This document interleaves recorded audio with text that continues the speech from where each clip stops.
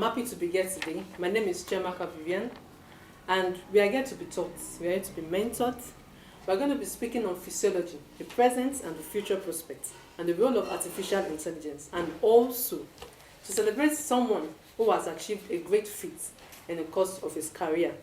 This program is brought to you by Servant Veritas World, whose mission is to add value to lives and to shape our future.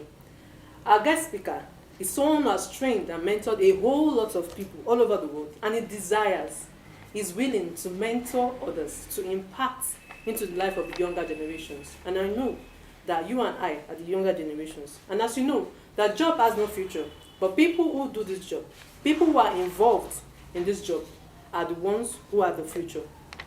See, let me bring to your notice that life has no purpose, life has no meaning if we are not able to transfer all that we have to the next generation. If we are not able to transfer all that we have to the upcoming generation, be it an idea, be it a skill, be it an experience, whatever it is, just for these ones to be developed in whatever potential they have. And that's what we call fulfillment. When we're able to transfer all that we have, when we're able to pass it down to the younger generations. And that's what our guest speaker is about to do today. So we want you to sit back, take a pen, take a paper, write down all that you need to learn for you to be able to move forward in your career. Don't be distracted by anything. Concentrate your mind and gain the best, because you're going to be learning on how to build your career from the scratch. You're going to be learning on how to find your purpose in life, and you're going to be learning on how to find fulfillment for your life and to move from clumsiness to clarity. We're welcoming our online audience from all over the world, from Nigeria, from Africa, from America. Wherever you are joining us, you're very, very much welcome, and we are happy that you are here joining us. And if you have any question, please don't hesitate to write it in the comment section, and our guest speaker will give you a satisfactory answer. So right now, I'm going to be handing over to Dr. Atanani Olubumi, a senior lecturer in the Department of Chemistry, University of Ilorin, Nigeria, West Africa. Dr. Atanani, over to you, sir. Thank you very much, Madam Chiamaka. It's my privilege to be here. And we have a very huge honor to celebrate a very good mentor who has mentored a number of people, an achiever in life who has made it in life, somebody we could emulate. And I need to start by, first of all, acknowledging the platform by which we're able to come up with this idea, with this program. And on that note, it's my privilege to acknowledge the Servant Veritas World for bringing up this novel idea, and to celebrate an icon, to celebrate somebody who had made it in life. And it's a very good privilege for me to anchor this program. So I want to join my partner to welcome our physical audience as well as our online audience. I'm sure at the end of this program, you're going to learn something that will help you to channel your life and channel your course in life, get to establish a purpose. Because we have so many people who are in the field today. They feel that they are just there and there for whatever purpose, without having a specific goal they are pursuing in life. But by the time you hear the mentor who has mentored several people, mentor of several other professors, academics, renowned physicians, and name them, I'm sure you're going to be excited. So personally, I'm excited to be here, and I'm excited to read the brief citation of our speaker today. And like I said, we are privileged to have such an icon, Professor Ayoshola. His full name is Professor Sholade Ayodele Olufemi. I will read this brief citation because he has a whole lot of things in his CV, but for the paucity of time, we just go through a few of them for you to know the caliber of person we are bringing up to you today. So today, we have Professor Ayodele Olufemi Sholadoye. He was born in the year 1947, and then he's a professor of physiology, though he's retired but not tired, at the College of Health Sciences, University of Ilorin. I'm sure by the time you speak, you understand the concept of what I'm talking about. So educationally, Professor Ayoshola was in the College of Medicine, University of Lagos between 1968 and 1974. And between 1981 and 1984, he was at the University of Leeds Medical School, Leeds in the UK. And he had a secondary school education in Zaria. within the year 1966 and 1967, and a Pazos subject, and Cambridge, London University with distinction. And in 1961 to 1965, he also enrolled for the whole level and at St. Paul's College, Zaria, and he made grade 1. So you know we have a very high caliber of personality in our midst. So academically, in 1984, Professor Yoshola had his PhD in the University of Leeds in the UK, England, UK. And then in 1974, he also earned the certificate for the ECFMG in Philadelphia, USA. In 1974, also he had the MBBS College of Medicine, University of Lagos. And then in 1971, he became a computer certified personnel from the University of Lagos. In 1971 or so, he had his BSc Physiology and intercalated program College of Medicine also from the University of Lagos. Talking about scholarship and prizes, arrays of scholarship that he has won. To mention a number of them, or a few among them, in 1982 to 1984, Professor Ayoshola was a recipient of the Research Scholarship Award by the Committee of the Vice Chancellors and the Principal UK. He was also a nominee for the Commonwealth Scholarship Award in 1984, and also within 1981 and 1984 was recipient of University of Ilorin Award. He was also a recipient of the Kwara State Government Scholarship in 1972, which was utilized between 1969 and 1972 precisely. He partook in several workshop trainings within Nigeria and outside Nigeria. As far as time will permit me to read, he was in Canada for some workshop. He was in the Netherlands. He also had some training here in Nigeria at the University of Ilorin and some other places. So we also have some other honors and distinction that he has earned over the years. In 2013, I became the fellow of the Nigerian Society of Experimental Biology, the NICEP, and in 2021, he was also a foundation fellow of the FMADS. And in 2001, he was a member of the board of trustees of the body at NICEP. And in 1989, he was a Network Fellowship Award to attend the conference also in the Netherlands. He has a number of them, of which time will not permit me to read. He is a member of several learned and professional society, which include the NMA, the Physiology Society of Nigeria, the British Physiology Society, and a number of them. Clinically, he has worked in the hospital in Nigeria and also in the United Kingdom. He has teaching experience that spanned over 42 years, and that cut across Nigeria and overseas. He has been external examiner to various institutions within Nigeria, within the various geographical zone of Nigeria. And administratively, he was an HOD at the time. At the time, he was also a dean. He was also a foundation and acting provost of the College of Earth Sciences. He was a past on the Faculty of Basic Medical Sciences. He was a past member of the University Governing Council, and he has served in the University Committee and in various capacities. He was a past on the Faculty of Basic Medical Sciences, also in Bowen University. He is a past acting CMD at also the Bowen University Teaching Hospital at the Bumosho. And he was also the chairman of the Board of Trustees of Crown A University, as well as the past provost of the College of Earth Sciences, Bowen University.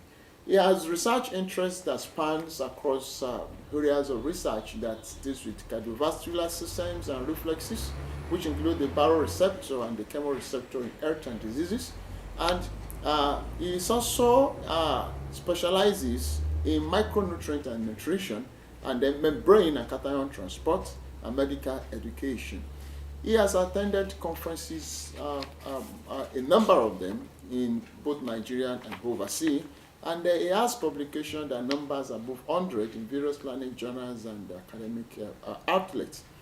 Well, it may interest you to know that Professor Ayoshola liked jogging as a hobby, and then he also liked playing the tennis, and is a lover of music, of course. Maybe because he's a professor of music, he also learned that music has some medicinal purposes. Maybe he's going to speak a little bit about that.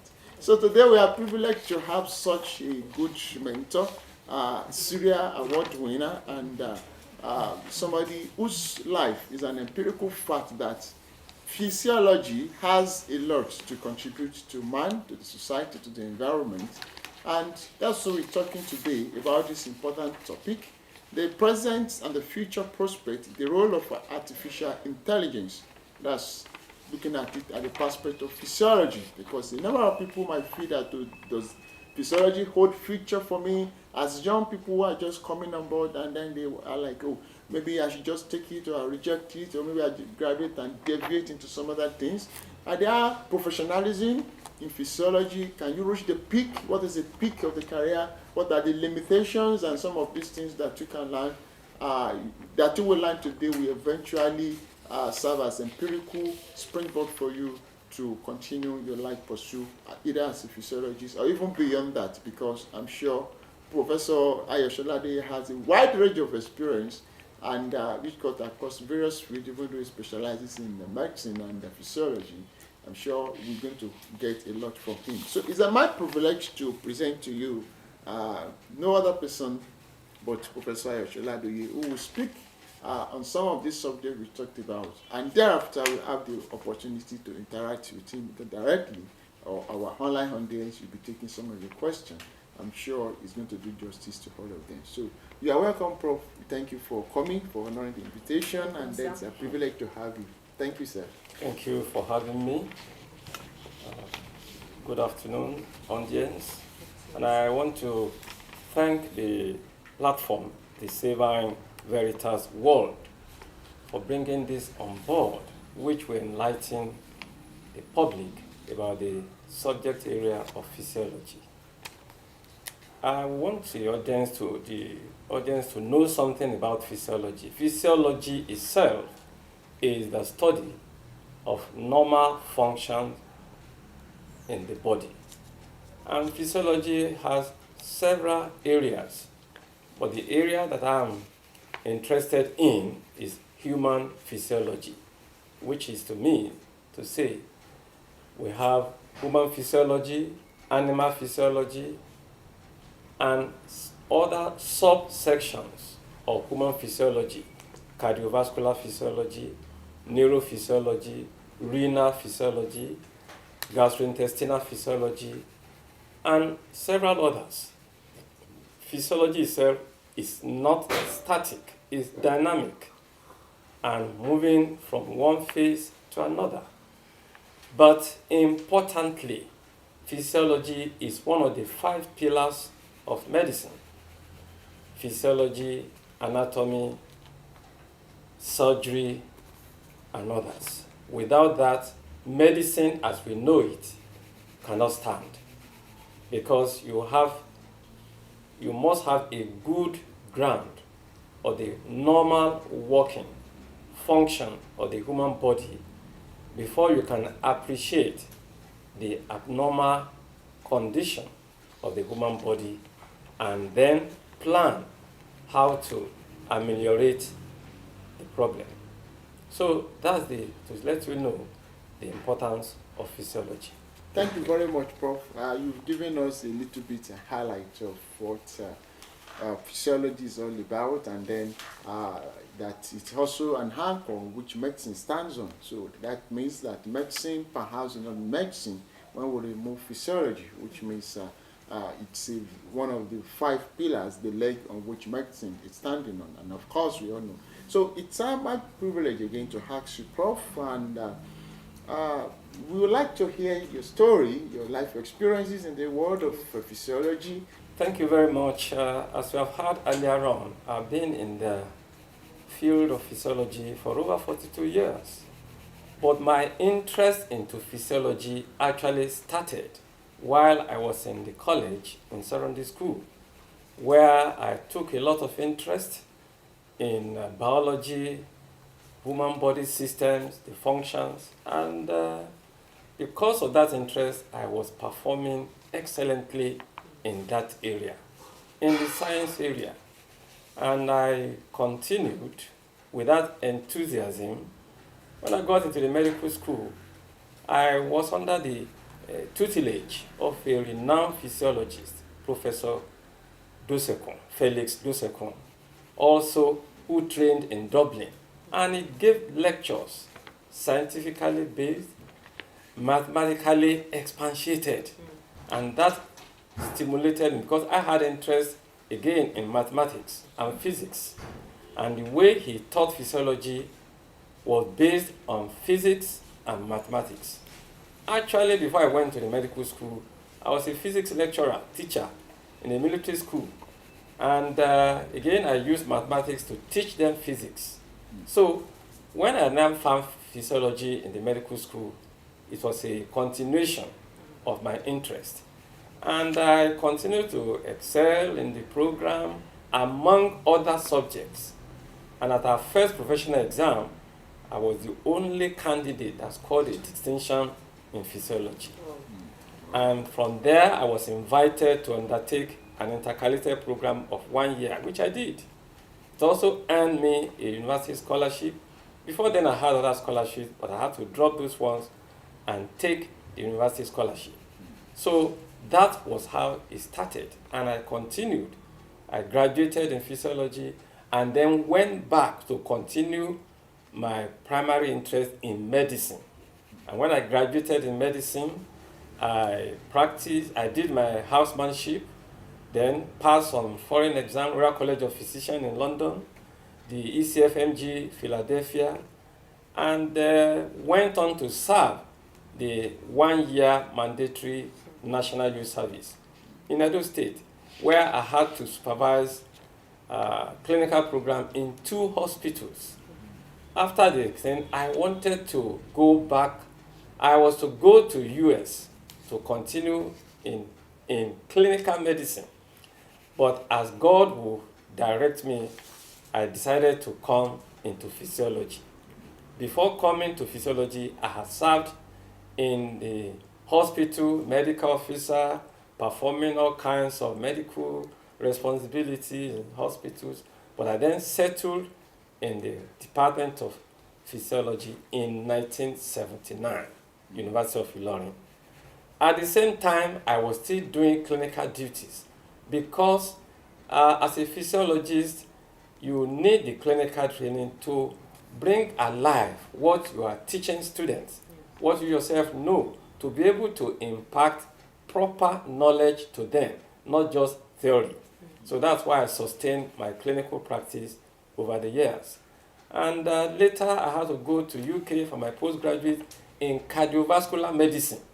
And at that time again, I was working in the Royal Infirmary Hospital, St. James's Hospital, working mainly on cardiac diseases, especially electrocardiography.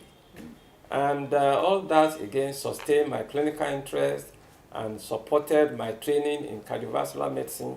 And when I finished my PhD, came back to Nigeria, I again gathered some papers. I became a senior lecturer.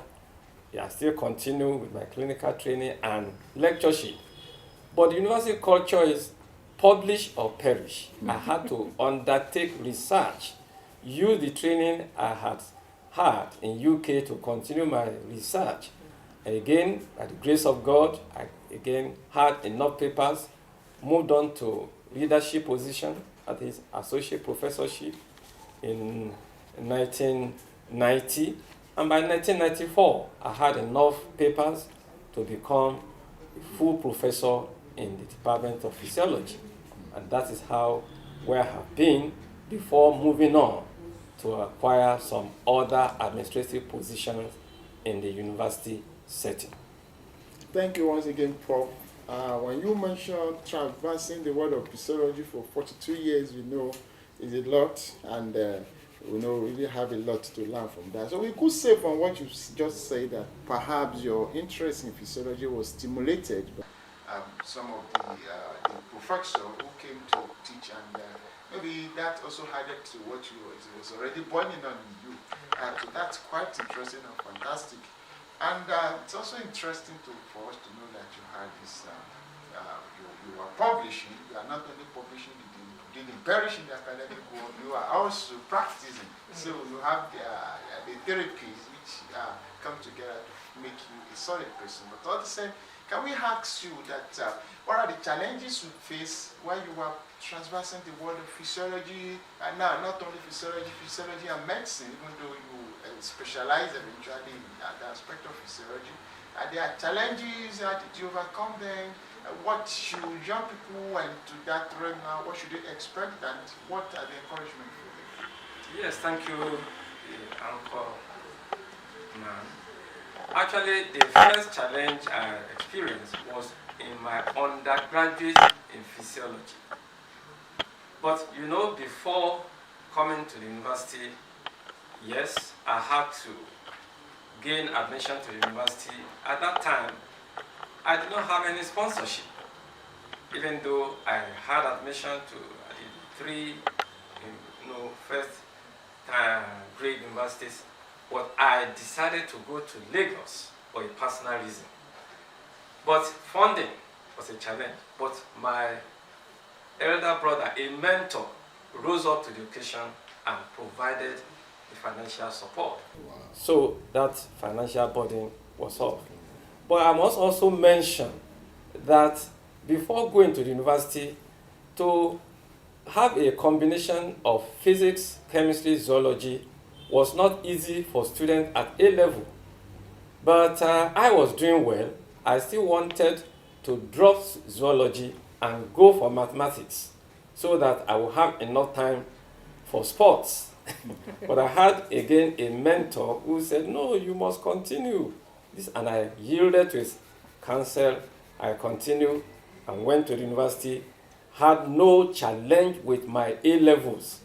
And then when I was going, they said, that course is too difficult. I said, I am going to succeed because I was focused.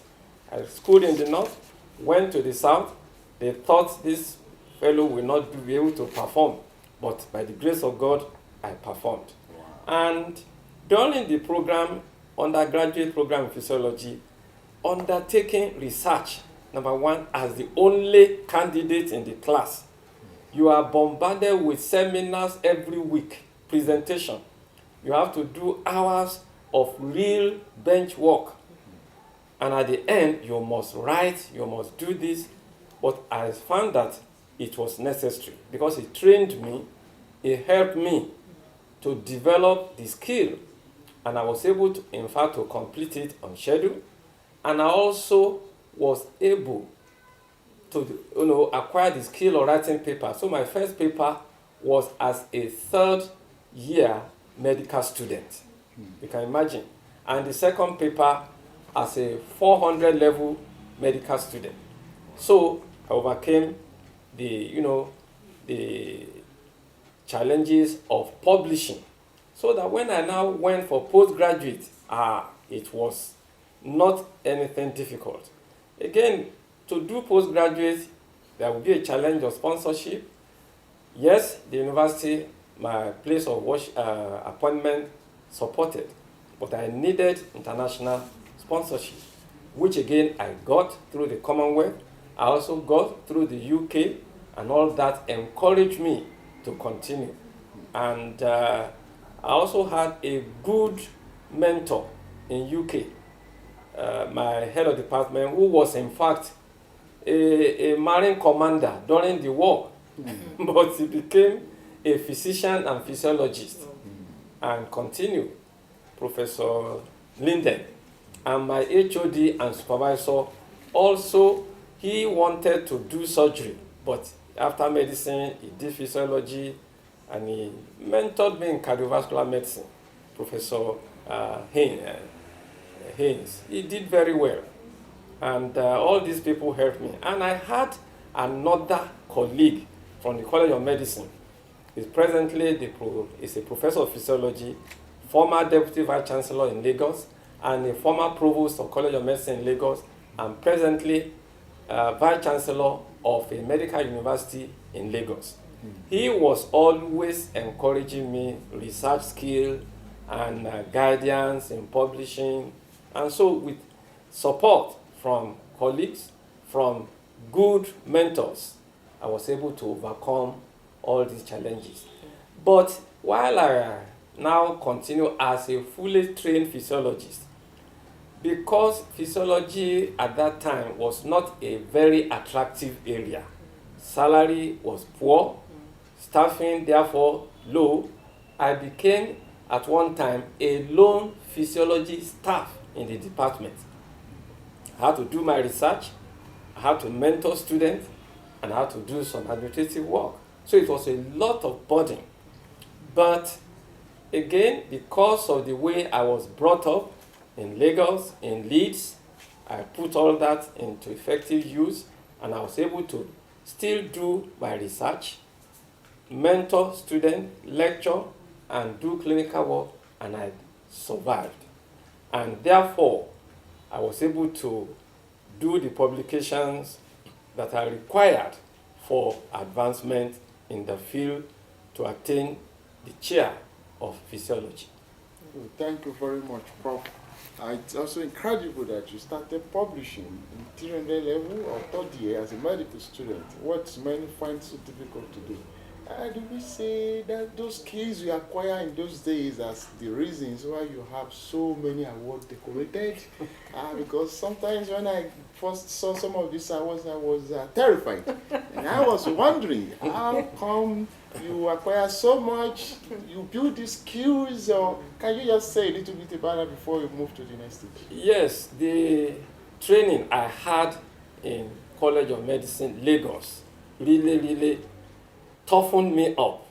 And then in Leeds, it continued. Because there, you are more or less on your own. And we worked till late in the night. The department was well equipped. There is a kitchen, there's a bathroom where you can, you prepare your meal, you have a shower, you continue your work. You go back and come quickly in the morning to start your research project. So with all that, I felt I had the skill to assist students. So, and people kept on recognizing the contribution one has made into their lives. And that was why those awards kept on coming from students, from institutions, from bodies, and one cannot but thank God for the occasion. Wow, this is wonderful. So we could say they are the product of seed you have sown, maybe some many years ago. Prof, can we ask you, perhaps you have people you have influenced because in the course of your speech, people you have affected, impacted, either as students or maybe in the institution, and there are people specific who you can highlight a few of them. We know there are a number of them, but maybe you can just highlight a few of them. Yes, thank you.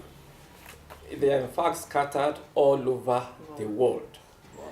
I did not know what I was doing, but some years back I visited UK, and about 5 of them organized a reception to thank me and give present, lavish dinner and this, and I said, well, that's good.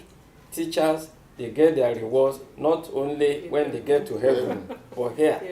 But in terms of specific persons, the one that kept on coming to mind is presently the registrar of Caleb University, Olumeru. He was my BSc student. We wrote a paper together and published while he finished the BSc. People will wonder, how are you able to motivate young students to publish? But since this how I was brought up, it was not difficult to impact that. So he then went also into IT training in Manchester. He went to Las Vegas and acquired this special skill. And I kept on monitoring him, and ultimately he became the registrar of Caleb University. Not only that, there are others who are professors. There are professors in the Department of Physiology, University of Ilorin. Three of them are there as professors. There are some have been dean, some have been HODs. One has even been a provost in Afe Babalola University. Was their foundation provost, and some held in different parts.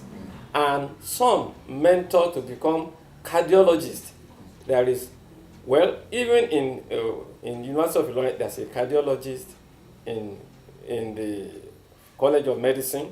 There's a neurologist, late neurology, professor of neurology. I mentored him, masters in physiology, in PhD physiology, and another cardiologist who emigrated to UK is doing fine. And there are others holding in University of Tennessee, another in Indiana University, another in Missouri, and so many in South Africa that they are holding very important position. And there is one in north of England, again, was a mentor whom I sent to my alma mater in Leeds and recommended him immediately. They took him into physiology and he performed very well there. He's settled in UK. So those are just few cases that I need to mention. Thank you once again, Prof. We know you have a harry of them, and the way you are mentioning this one in UK, this one in England, this one in Leeds, it's quite stimulating and appetizing. Today we're talking about physiology, the present, the future, and then we're talking about the role of artificial intelligence. I'm sure years ago when you were studying, the aspect of artificial intelligence perhaps was not introduced, but almost everything is coming up with the concept of artificial intelligence. Is there a way you want to talk about the linkage between physiology and artificial intelligence? Yes, thank you very much.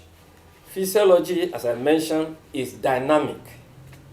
And so also in computer science, of which artificial intelligence is part. When I did computer in 1971, it was not like this. The language was completely different.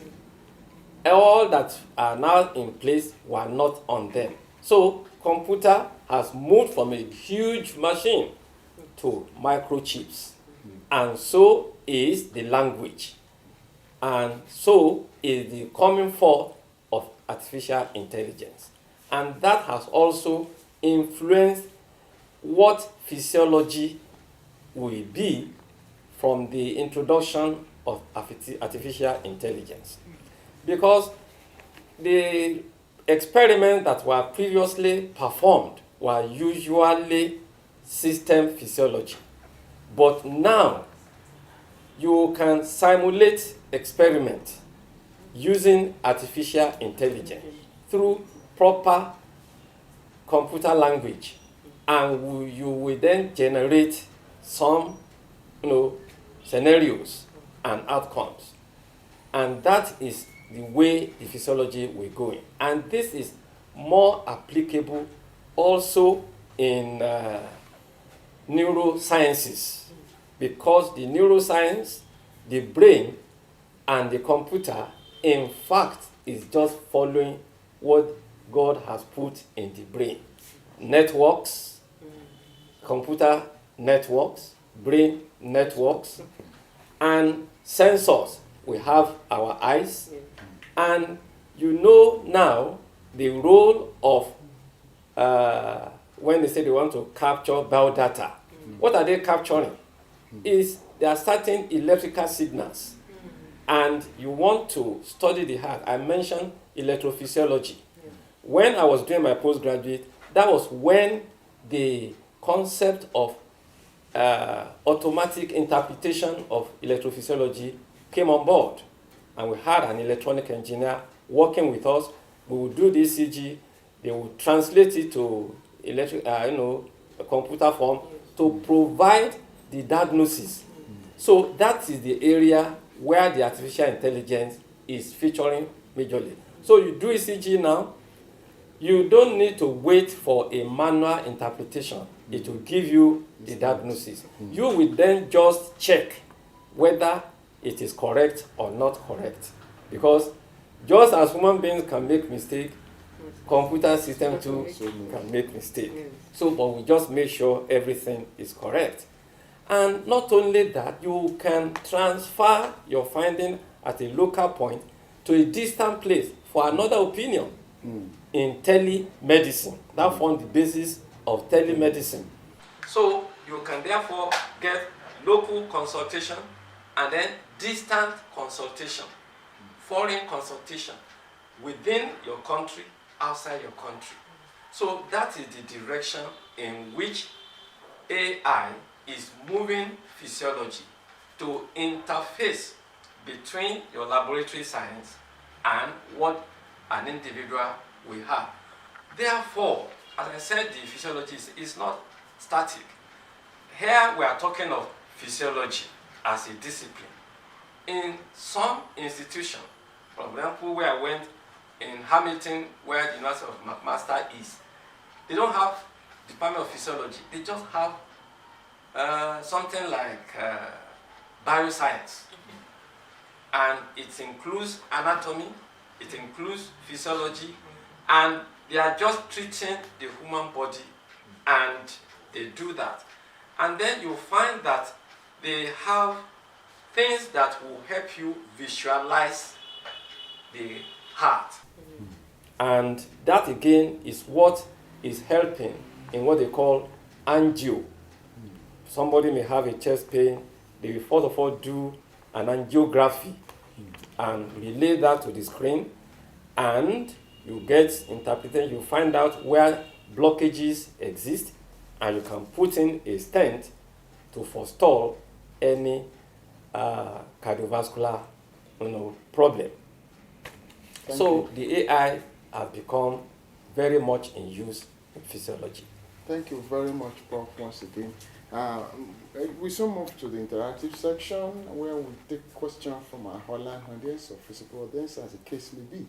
But before that, can I ask you, Prof, we all know the deficiency in studying in Nigeria, and then the connection between some of these modern high-tech, artificial intelligence precisely now, and then incorporating it into physiology. Is that a good platform for physiologists in Nigeria to be well trained in this aspect of artificial intelligence being incorporated into physiology to meet up with what is happening in the other advanced world? Well, there's no doubt medical sciences in the third world to which we belong,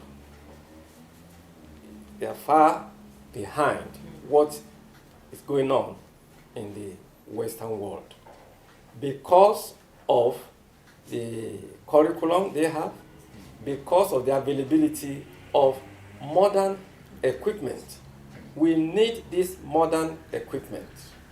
For example, for cardiovascular system, there is a setup, just one equipment, will cost about 5 million naira. That's about 5 years ago. Maybe it will be 10 million now, I don't know. But it will help you to do many cardiovascular experiments, which you can finish in a day. Whereas in other places, it can just take few seconds, minutes, hours. We need to acquire the right type of equipment to meet up, and then we need to train our people. One area where the training is moving is in neuroscience, because there is IBRO, International Body of Neuroscience, and they undertake training in different parts of the world. There is a branch in Nigeria. There is also a section on pain, and they undertake workshops and all that. And they also sponsor people to go abroad to acquire some training and attend workshops. Thank you very much, Prof. I think at this joint we're going to have a short timeout, and we're going to be back. We want you to stay tuned. We're going to be taking the interactive section. You ask your questions, or we'll read your questions, and Professor will give adequate responses to them. So we'll be right back. Thank you.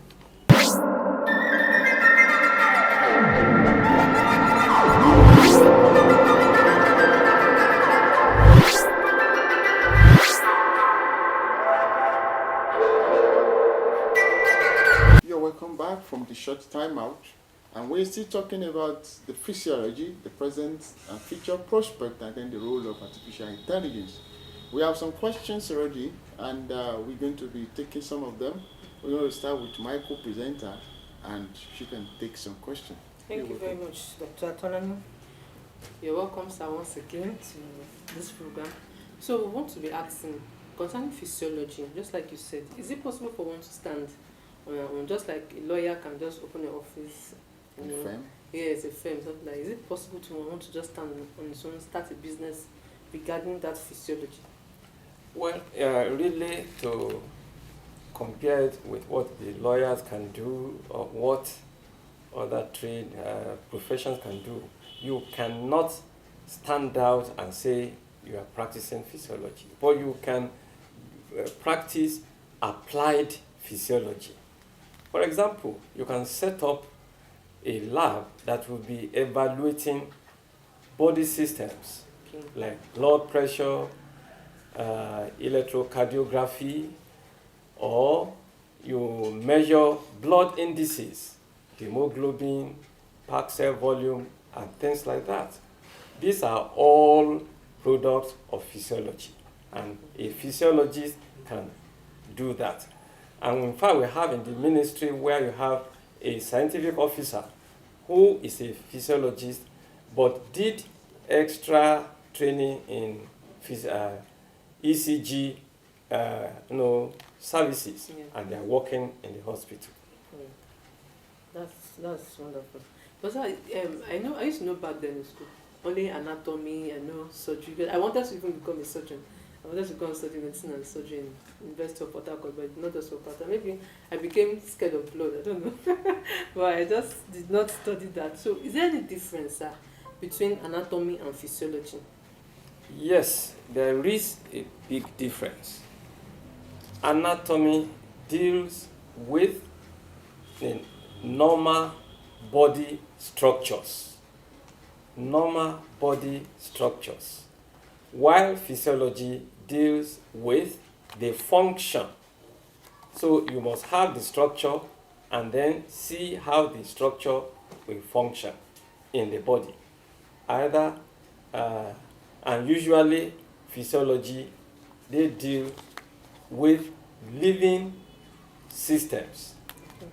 Anatomy, yes, they will deal with normal living system, but they also work on dead bodies. Okay.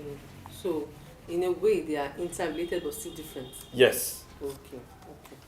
So that means the physiologist can do some work of anatomies and vice versa. Actually, before you become an anatomist, Yes. you must also undertake courses in physiology. And before you become a fully trained physiologist, you must undertake courses in anatomy. So are there different bodies that regulate these two bodies or professional Yes, bodies? they have their professional bodies. Like, for example, for physiology in Nigeria, the Physiological Society of Nigeria is not a way of regulating, but a way of allowing physiologists to come together in conferences, seminars, and provision, sourcing for grants and so on, publications. Again, for anatomy, they also have a body that takes care of the interest of anatomists, not necessarily regulating. The regulating body in any university is the Senate, which is again under the National University Commission. Yes, sir. You talked about one of the machines in the course of the discussion that it cost like 5 million. That was 5 years back. So if one wants to start, based on what you tell you can start on applied physiology using ECG machine. So if you want to do something like that, want to go into that line of business as a physiologist, are there grants, are there bodies that give grants or loans with respect to that? Let me again allay the fears of anybody regarding the cost of that equipment that I mentioned. That one is for research. But the one that people may use day to day, they are portable, the electrocardiography. That one doesn't cost 5 million. Oh, Again, the one they will use for exercise testing, ergometer, doesn't cost that much.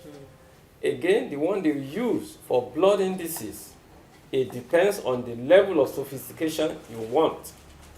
But you can get simple ones that will give you standard, acceptable values, either for blood or for urine.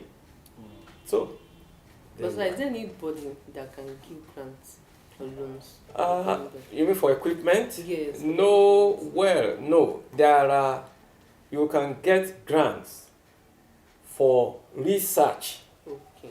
and then for postgraduate studies. For example, in Nigeria, the TED Fund can provide grant for research and for postgraduate studies. Again, institutions can provide grants and for further studies. And government scholarship boards can provide sponsorship, but not grant to acquire equipment.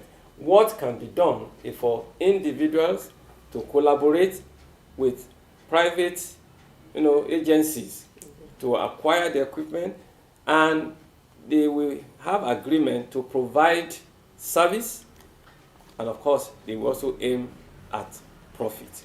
Thank you very much. That's quite interesting. We're learning a lot from Professor today. A little bit away from the last set of questions. In the course of your answering one of the questions that my co-presenter asked, I have a corollary similar question sent here online that is more or less very much similar to that. But I want to modify it in order to avoid some kind of repetition. In this sense, this person is actually asking about professionalism in this in physiology. And I am also curious to know if somebody goes to study physiology at first degree, not in your case, you are also privileged to go for medicine, so you are standing on, I don't know how many legs I should call it now, so you have better opportunities and wider coverage. But somebody who specializes only in physiology, and then I want to believe that this is also a professional course. Is the job of a physiology protected like some other professional bodies that we have in Nigeria, for instance, because these are territory? So I know some professional occupations are protected by their professional body, that you cannot just wake up one day and say you're a medical doctor. You cannot just wake up one day and say you're a chartered accountant or pharmacist. So does the professional body also regulate or protect the territory such that a physiology is doing the job of a physiologist and not someone else? No, there is no such body, professional body per se. But as I said, the University Senate, the NUC, they regulate that. But in spite of that, a physiologist can become a drug representative. In other words, we market drugs. So it's not restricted. It's not restricted. And some can go to other areas because the training they have had is a university education. And with that, some have gone into banking. They have become successful bankers. Some have gone into accounting. They have become chartered accountants.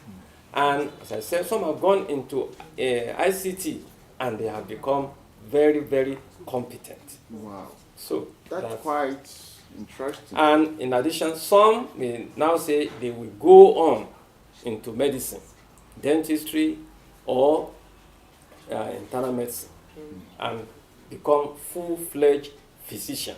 Okay, as a graduate of physiology, I'm taking you up on that. As a graduate of physiology, you want to continue maybe into medicine. At what point do you enter? What's your entry point as a graduate of physiology now going into medicine? Generally, they start at 200 level. Does that connote any advantage for them compared to somebody who is just coming fresh as not having physiology background? A fresh candidate will start at 100 level with the UME in this country examination, whereas the physiology graduate is treated as direct entry to start at 200 level. So does physiology connote some advantages, or Yes. what is your advice for somebody going into studying physiology? Do you advise he stop at first degree, or does he go for postgraduate study, or does he switch over to medicine or practice in some other related field? What should be your advice for some Well, of the undergraduates that might be hearing us? The individual must know what his interest is, his focus. If he wants to be a purely based physiologist, he will go after the undergraduate, master's, Okay. PhD, and then continue, maybe teaching, research, and so on. But if he also has the interest in internal medicine, then after the undergraduate, it will be better for him to go and complete the medical training. And with that, he can also go to other levels. Thank you very much, Paul. On the lighter mode, we talk about internal medicine. Is there external medicine? Well, medicine is just a generic term which embraces all the area. But when we talk of internal medicine, we are referring to the care of all the body systems as a distinction from surgery. Surgery, they do operations. In the internal medicine, is purely they examine, they Systems. make diagnosis, they treat, and they then do some intervention. Okay. Yeah, I'm running out of some of the questions I have. I'm sure my co-presenter will have some other things to. Yes, I also want to ask, sir, in, let's say, 10 years' time, will physiology still be relevant? Physiology will always be relevant. As I told you, it's one of the 5 pillars of medicine. No physiology, no medicine. Wow. Thank you very much. We also, And let me just emphasize that, because the physiology, they in fact pioneered the IVF, in vitro Yes, fertilization. yes, yes.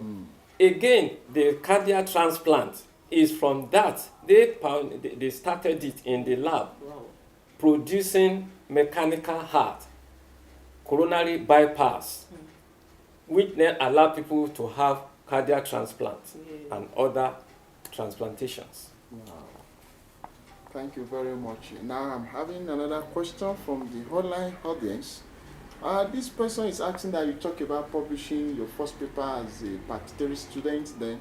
And he is saying that this is actually based on proper mentorship, or maybe his passion, I would know. But he's trying to ask that how do undergraduate students seek out mentorship and possibly position themselves to be mentored by teachers in this current dispensation, either by lecturer in respect to research, even as student. Again, the student himself, herself, must be willing to be mentored. And I would say I was willing to be mentored. So I met my teachers to guide me through, and my first paper that I wrote came out of my project work. Wow. And they guided me how to write it. I did it. Then in the clinical years, I also aligned myself with my surgeon, professor of surgery, and we did an operation together on a baby, esophageal fistula. And I again wrote up the paper, presented to him, corrected me, and we published it. So that is how mentee can benefit from a mentor. And while in University of Ilorin, my 2 undergraduates who later I brought into the department, the first one, we wrote a paper from his project, and with that, he got a scholarship which enabled him to do masters. And then when he came into the department, I continued to mentor him. By the time he did his first interview as assistant lecturer, he had about 10 publications with the other colleagues, and they were wondering, how were you able to do this? He said, here is my mentor who saw through. So what I was given, I was able to give to other people. But as I've said, the mentee must be willing The question is, our people, young students, are they willing now? Somebody wrote to me from Kaduna. I didn't know him. He said he wanted me to mentor him. When he looked at my CV and this, I said, don't worry, I will mentor you. And I did. That's quite fantastic. So it's not all about the mentor, but also the mentee. Exactly. And that's also bringing to light a concept of ethics, because you presented yourself to your lecturer or your mentor. They were able to help you with the publication. After you have written it, you didn't just go ahead and then publish without their knowledge. Because you have cases reported these days where students will go ahead and package some of the project work without the knowledge of the supervisor, the mentor, and it becomes issue at the end of the day. So lastly, I want to say, what is your advice for mentee, maybe as graduate student or undergraduate student? Again, the mentee must, as I said, be willing. Willingness. They must be ready and humble enough to learn the skill from their mentor. And when the thing is being published, it cannot be their own authorship alone. It must include their their mentor. If they do that, there will be no problem. There will be instances where the mentee will just go and publish, only for the mentor to discover that that has been done. The mentor has the power to inform the publishing agency to disregard the publication. So we are learning a lot also about ethics Yes. and the mentee-mentor relationship, and I'm sure everybody is learning. So that's why it's good to have you as a mentor. As we bring this to a close, we'll hand over back to my co-presenter. Yes, thank you very much, Prof, for the enlightenment. At a point I was thinking in my project work that maybe I should publish it, but as you said it now, I think it's better I publish with my mentor, my supervisor, and it's an eye-opening time. So our online audience, we have learned a lot of things today. The guest speaker have really poured his heart out to us, and we've learned something that we should know our focus, we should know our interests, we should be focused and tenacious. If he was not focused, if he was not tenacious, he wouldn't have achieved all that we've heard him say today. And we also learned that problems, difficulties are there for them to make us tough. If we are not tough, we will not be able to achieve what we ought to achieve. Our potential will not come out. So we need to, embrace those problems, embrace those difficulties with a positive mindset that we are going to achieve what we need to achieve. And that tough times don't last, but tough people do. I want to thank all our online audience from wherever you're watching from. We are really grateful that you were able to join us today. And please don't hesitate to share and to invite others to watch the video. And if you have any further question, you can send it on the comment section or email us at savannveritasworld@gmail.com. We also want to appreciate our mentor, Professor Solaidoye. We are really grateful for the time you're giving to us.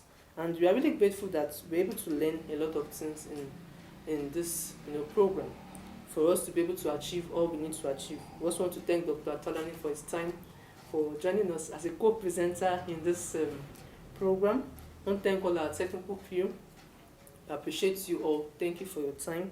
So stay tuned for the next events coming up from Savannah Veritas World. Until we come your way next time, it's goodbye from us.